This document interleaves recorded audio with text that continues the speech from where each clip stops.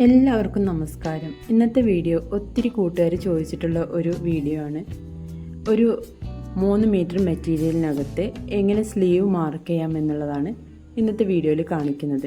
കൂടെ അതിൻ്റെ ഒരു ഡിസൈനും. ഈ ഒരു മെറ്റീരിയൽ നീളത്തിലെടുത്തിട്ട് പകുതി മടക്കിയിരിക്കുകയാണ്. നമ്മുടെ വീതിക്ക് മടക്കിയിരിക്കുകയാണ്. ഇങ്ങോട്ടാണ് വീതി കൊടുത്തിട്ടുള്ളത്. ആ വീതിക്കാണ് ഇത് 2 മടക്കാക്കിയിട്ടുള്ളത്. ഇങ്ങോട്ട് താഴത്തോട്ട് നീളത്തിലുമാണ് മടക്കിയിട്ടുള്ളത്. അപ്പോൾ ഇതിൻ്റെ ഏറ്റവും അറ്റത്തെ ഒരു ഭാഗമാണിത്. ഒരു ഭാഗത്ത് നമ്മൾ കഴിഞ്ഞ വീഡിയോയിൽ പറഞ്ഞ പോലെ തന്നെ ഒരു ഭാഗത്ത് നമ്മൾ നെക്കിനും മാർക്ക് ചെയ്യുക, ഒരു ഭാഗത്ത് ഇതുപോലെ സ്ലീവിനും മാർക്ക് ചെയ്യാം. അപ്പോൾ ആദ്യം ഇതിനകത്ത് 2.5 ഇഞ്ച് മാർക്ക് ചെയ്യണം. ഇവിടെ 2.5 ഇഞ്ച് മാർക്ക് ചെയ്തതിന് ശേഷം തൊട്ട് ഇപ്പുറത്ത് നമുക്ക് 2.5 ഇഞ്ച് മാർക്ക് ചെയ്ത് കൊടുക്കാം. അതിനുശേഷം അതൊരു ലൈനായിട്ട് വരച്ചെടുക്കാം.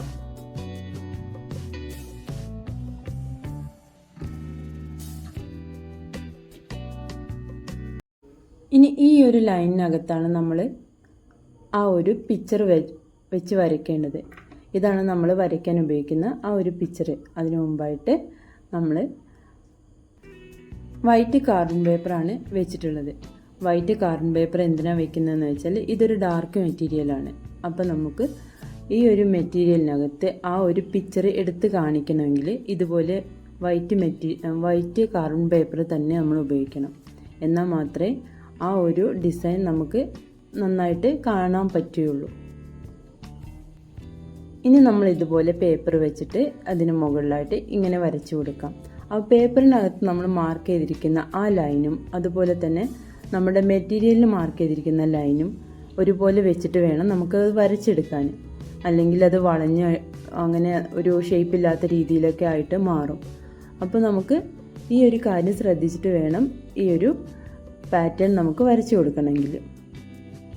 ഈ പാറ്റേൺ ഞാൻ 3 ഭാഗമായിട്ടാണ് വരച്ചെടുക്കുന്നത്.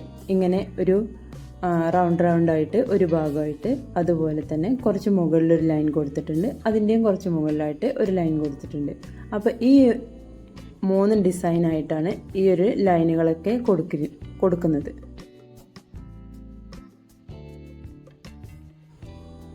ഇതിനകത്ത് ആദ്യത്തെ ലൈനിൽ നമ്മൾ കട്ട് ബീഡ് വെച്ചിട്ടും അതുപോലെ ബീഡ്സൊക്കെ വെച്ചിട്ടും ഒരു ഡിസൈനാണ് കൊടുക്കുന്നത്.